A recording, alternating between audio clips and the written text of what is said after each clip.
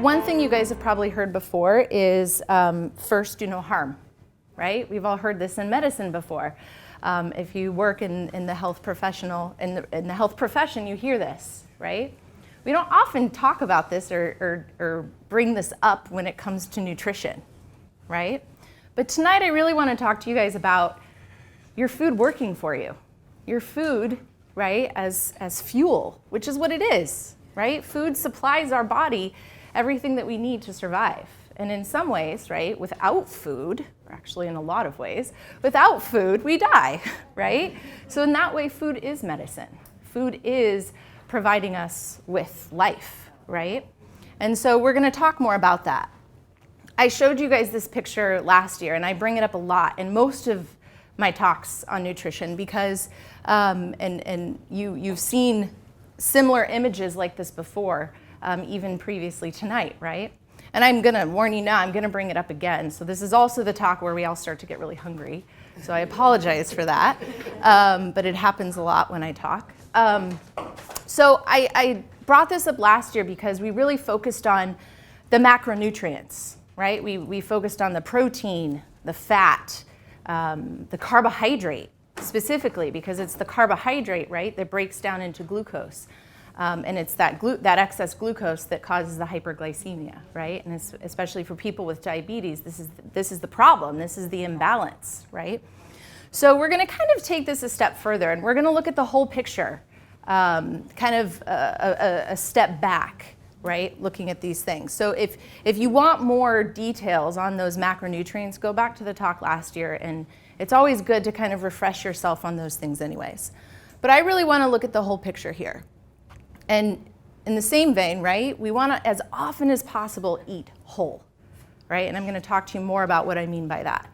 So right now, I want to invite you guys to think a little bit about how you currently eat, right? Picture your own plate. What is on your plate? And we also can't discount, right? We don't want to forget, even if we're talking about the healthiest, quote unquote, healthiest food out there, the most organic, the most complex carb, it still is going to come down to how much, right? So we don't want to forget about that part of it. And if I don't mention it again, I'm mentioning it now, all right? We don't want to forget about how much, even if it is, again, the best thing for you and is packed full of the nutrients we want. We don't want to forget about how much, all right? So when I talk about whole foods, what do I mean by that, right? These are foods that are mostly found in the produce section. You've already heard tonight, right, more of a plant-based or a plant approach to the food that we eat, right? So I'm going to talk a little bit more about that. They're not just in the produce section, but I'm going to give you some tips on how to find them in your grocery store. They don't contain ingredients you can't pronounce. You've already seen lots of slides tonight with words that are hard to pronounce. That happens in science and in medicine. Right? But it also happens on your ingredient label, right? On your nutrition label. So, and really, when we're talking about the food we're putting into our body, our fuel, do we really want it to contain things that we can't even say, right? But it happens more than you think. They're foods that are free from additives and artificial substances, and they're as close to natural as possible. The thing you're thinking is they're organic, right? They don't have to be. Yes, if it's possible, if it's in the budget to buy organic, sure. But we can all head in that direction without having to take that step. I don't want to put things in front of you, a bunch of boxes you have to check in order to do this, right? And that can be a barrier for some. So it doesn't have to be organic to eat this way. So I'm gonna give you some tips for eating whole, all right? Including setting goals.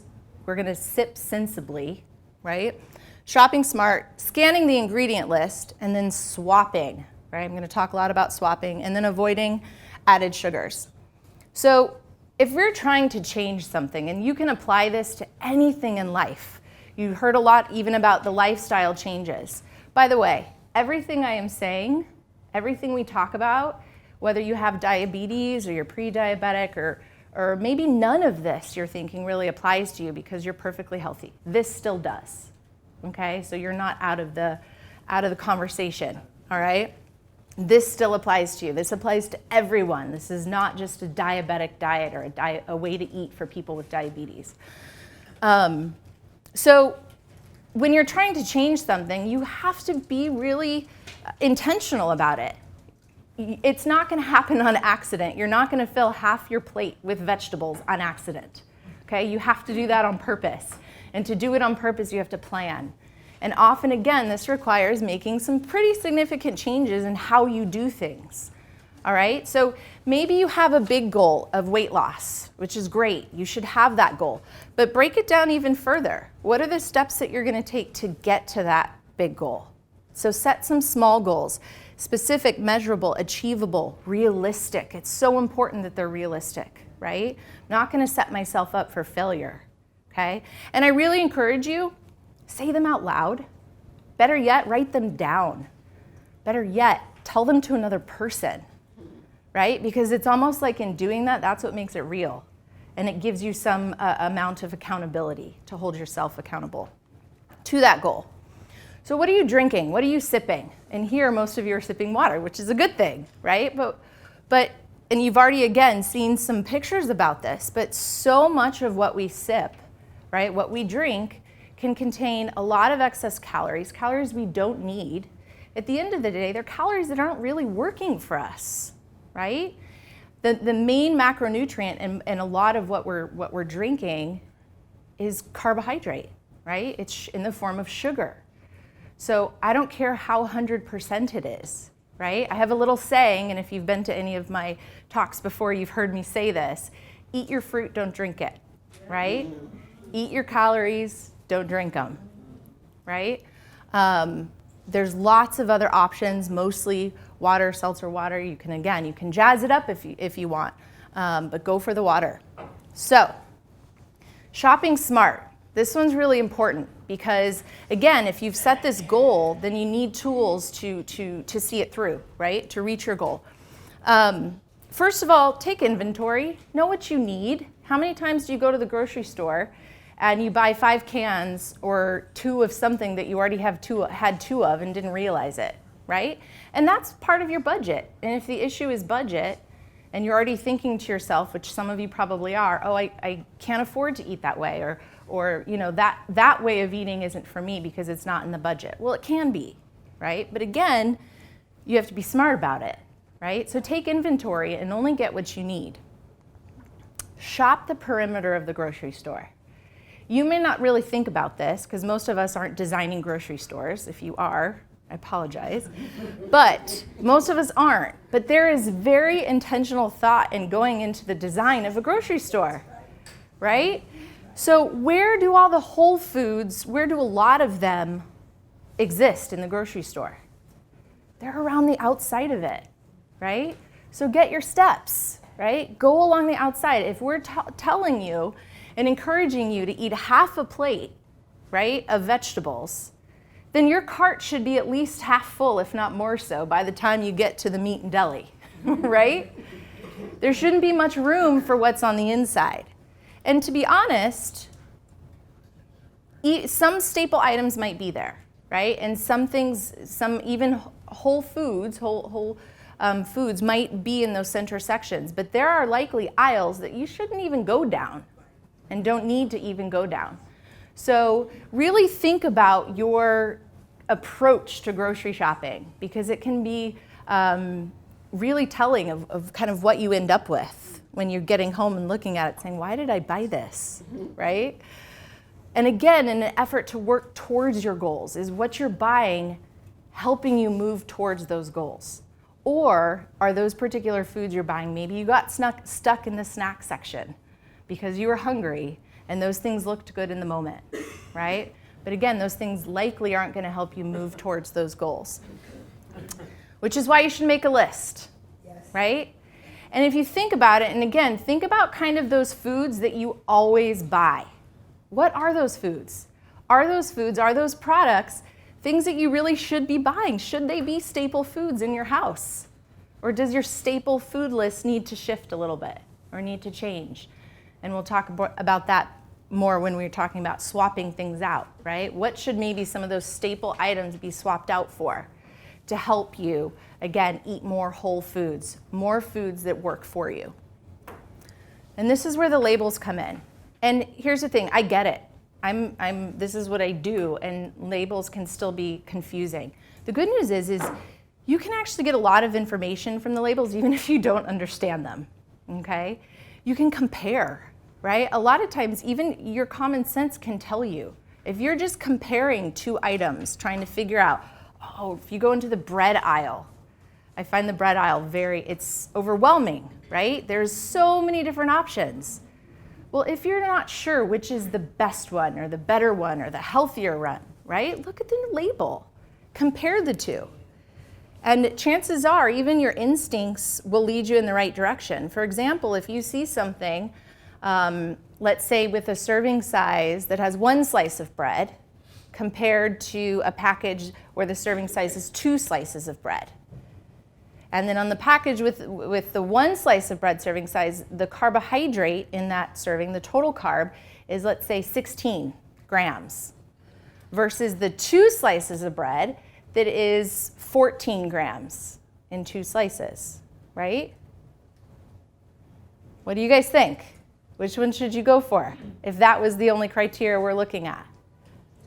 Less carb. Less carb. You get 2 slices for less carb than 1 slice. I don't know about you, but I prefer a whole sandwich than a half, right? So even just simply comparing in that way can be really helpful. But the other way it's really helpful is that ingredient list, right? So here's a little test for you. Who can tell me what this product is? I'll read some of the ingredients. We have first ingredient, kernel oil. Second ingredient, whole grain oats. Partially hydrogenated soybean and cottonseed oil with TBHQ. I had to look that one up and I can't repeat it without having it in front of me. Right? So can anyone tell me what this product is? Cereal. All wheat bread. Cereal. And oatmeal. All wheat bread. Nope. Nope. Nope. This is the point. You have no idea what this product is. Every product. You can't tell. You can't tell what this product is by the ingredient list, and that really you should be able to, right? No. Nope. So I'm not going to tell you. I'm not going to tell you what it is. I'm not going to tell you what the product is because I don't want to give them free advertising, but it is a common or a well-known packaged baked item that you might find at the end of, an end cap, especially right by the aisle, right? Or by the checkout lane. What about this one? Just quickly. What do you think this one might be? The first ingredient is whole wheat flour, right? Water, so we're getting closer, right?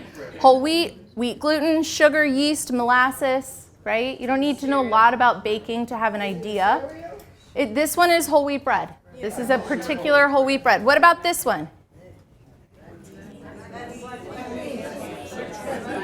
Black beans. What about this one? Sorry, it's small. Mixed vegetables, carrots, corn, peas, green beans. Does everybody know what that one is? No question, right? Right. So my point in this little experiment, this little exercise, is look at the label, right? It gives you a better idea of, again, the things that you're buying and you're putting into your body. And most of which, again, if you can't figure out what it is by looking at the ingredient, then chances are you shouldn't be eating it, right? So it's just kind of a little bit of a test, and to help you decide, because sometimes these sorts of, whether you call them boundaries or rules, I have one that I use, right? When I go and I look at, and maybe I'm looking at a new food or a frozen food or a prepackaged dinner or something, right? If I look at the list and it's got more than like 2 or 3 words I can't pronounce, then I just put it back, right? And that helps me to stay on track with, again, trying to eat more whole foods. So this is where kind of making the swap comes in, guys. Things like your refined grains, your white flours, right, can be swapped for the whole version of that, right? Why not get the whole thing? Why not get the part that is actually helping, right? Rather than the product where it's taken away. And here's what I hear all the time. I don't like it. It doesn't taste right. It doesn't taste as good, right? Well, if that's hard for you, well, then maybe consider even just a little bit of both, right? Do a little bit of both. And if you're already maybe doing the brown rice and you're already really good about your portions, maybe even consider putting a lower carb option and blending that. A little bit of cauliflower rice with a little bit of brown rice or with some quinoa, right? If that portion looks really small, then bulk it up with some veggies. Then you're just bulking up your fiber and other nutrients and vitamins from those veggies. Pasta, right, is another hard one. I'm telling people and I'm recommending, rather than have a whole plate of pasta, well, often pasta is the entree. It is the whole plate, right? So how do we downsize pasta to a quarter of a plate and still have a meal, right? Well, yes, making it a whole grain is going to be better, but still we have to think about the portion. So yeah, there are options, right? There's veggie options now. Now you're even finding them in your freezer section, right? Spiraled zucchini, right? It's already even made for you. You just got to heat it up, right? Other options for your whole grains to swap things out. Again, think of those staple items. Are any of these in your staple items? Right? And these are just some examples. The last thing really is avoid those hidden sugars. I did a short period of time where I was looking at all my labels to try and figure out if there was any added sugar to things or hidden sugar in things that I just wasn't even aware of, even as a dietitian, right? And I was shocked. I wasn't thinking necessarily that my normal brand of like pasta sauce, like the fourth ingredient was a sugar, right? That the half and half that I used in my coffee had added sugar, right? I was just as shocked, right? So there is a lot of added sugar, which means all these added calories that you're taking in and may not even realize, right? So again, I go back to this.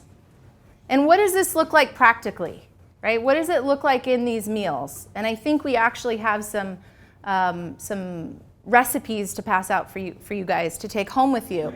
And this is where I'm really gonna make you hungry.